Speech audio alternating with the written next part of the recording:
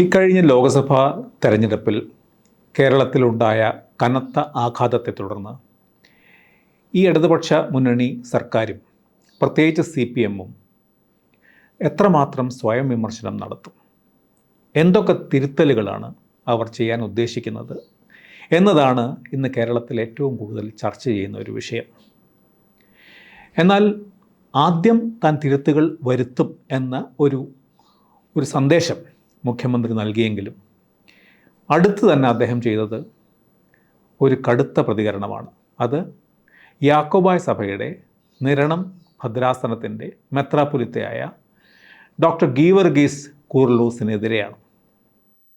അദ്ദേഹം ഇടതുപക്ഷ മുന്നണിയുടെ ഈ പരാജയം കണക്കിലെടുത്ത് വേണ്ട തിരുത്തലുകൾ എന്തൊക്കെയാണെന്ന് നിർദ്ദേശിക്കുകയും പ്രത്യേകിച്ച് കഴിഞ്ഞ തവണത്തെ പോലെ, കഴിഞ്ഞ 2021 തെരഞ്ഞെടുപ്പിൽ ലഭിച്ചതുപോലെ പ്രളയം കാരണം ലഭിച്ച ഒരു ആനുകൂല്യം ഇനി ഉണ്ടാവില്ല എന്നൊരു മുന്നറിയിപ്പും അദ്ദേഹം നൽകി.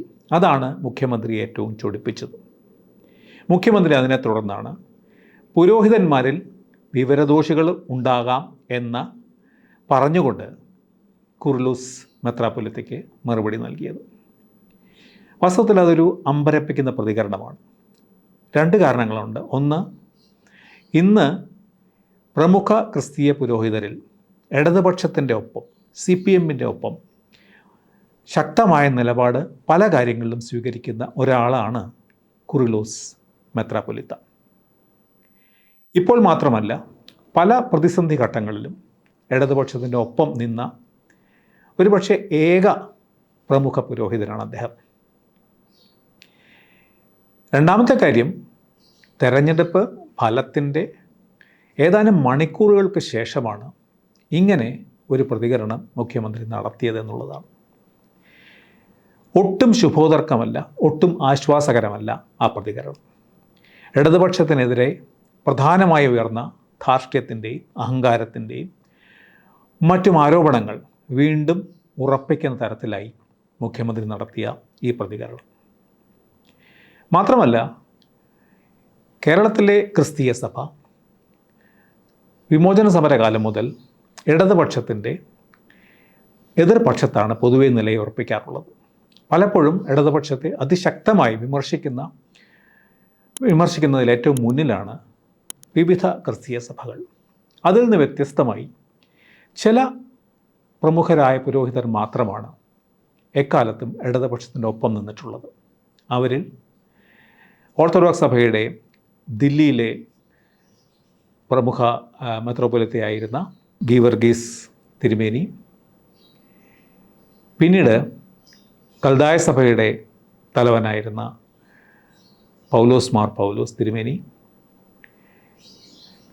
വേൾഡ് കൗൺസിൽ ഓഫ് ചർച്ചസിൻ്റെ പ്രധാനികളായിരുന്ന MM തോമസ്, അല്ലെങ്കിൽ ഡോക്ടർ നൈനാൻ കോശി, ഇങ്ങനെയുള്ള ക്രിസ്തീയ പുരോഹിതന്മാരും അല്ലെങ്കിൽ ക്രിസ്തീയ മത വിദഗ്ധന്മാരും ഒക്കെ ഒരു കാലത്ത് കേരളത്തിലെ ഇടതുപക്ഷവും ക്രിസ്തീയ വിഭാഗവും ക്രിസ്തീയ സഭയുമായിട്ടുള്ള സംഭാഷണങ്ങൾക്ക് വലിയ ശക്തി പകർന്നവരാണ്.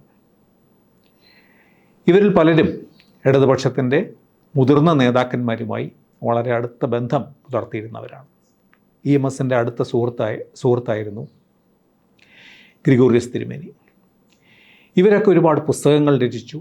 അവരുടെ പലരുടെയും PhD തീസിസ് തന്നെ ഇടതുപക്ഷവും മാർക്സിസവും ക്രിസ്തീയ സഭയും ക്രിസ്തീയ വിശ്വാസവും തമ്മിലുള്ള ബന്ധങ്ങളെക്കുറിച്ചായിരുന്നു.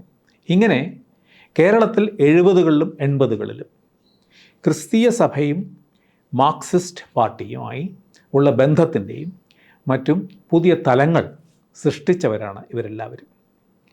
പക്ഷേ നിർഭാഗ്യവശാൽ ഇടതുപക്ഷത്തെയും ക്രിസ്തീയ സഭയിലെയും ഈ പ്രധാനപ്പെട്ട വ്യക്തികളുടെ തലമുറ കഴിഞ്ഞതോടെ ഈ ബന്ധം, ഈ തമ്മിലുള്ള ഈ സംഭാഷണം ഏറെക്കുറെ അവസാനിച്ചു.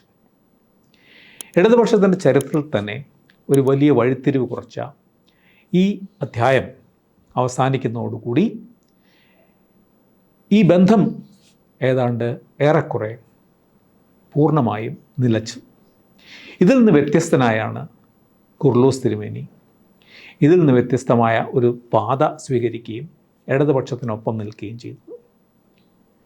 നിർഭാഗ്യവശാൽ ഇതൊന്നും തിരിച്ചറിയാതെ ഇടതുപക്ഷത്തിൻ്റെ CPMൻ്റെ ഏറ്റവും പ്രമുഖനായ നേതാവ് ഇങ്ങനെയൊരു നിലപാട് സ്വീകരിച്ചത് ഈ ചർച്ചകളുടെയും സംഭാഷണങ്ങളുടെയും അന്ത്യം കൂടുതൽ വേഗത്തിലാക്കുക മാത്രമേ ചെയ്യുകയുള്ളൂ. അതിനപ്പുറം ഈ തെരഞ്ഞെടുപ്പ് ലഭിച്ച വലിയ പരാജയത്തിൽ നിന്ന് പാഠങ്ങൾ ഉൾക്കൊള്ളുന്നുണ്ടോ എന്ന സംശയവും ഈ പ്രതികരണം ഉയർത്തിയിരിക്കുകയാണ്. കേരളത്തിൽ 70കളിലും 80കളിലും ഈ ക്രിസ്തീയ സഭയുടെ ഇടതുപക്ഷത്തിനോട് ആരംഭിച്ച ആഭിമുഖ്യത്തിന് പ്രധാനപ്പെട്ട കാരണം ആഗോളതലത്തിൽ തന്നെ, പ്രത്യേകിച്ച് ലാറ്റിൻ അമേരിക്കയിൽ ഉയർന്നു വന്ന വിമോചന ദൈവശാസ്ത്രത്തിൻ്റെ പശ്ചാത്തലത്തിലാണ്.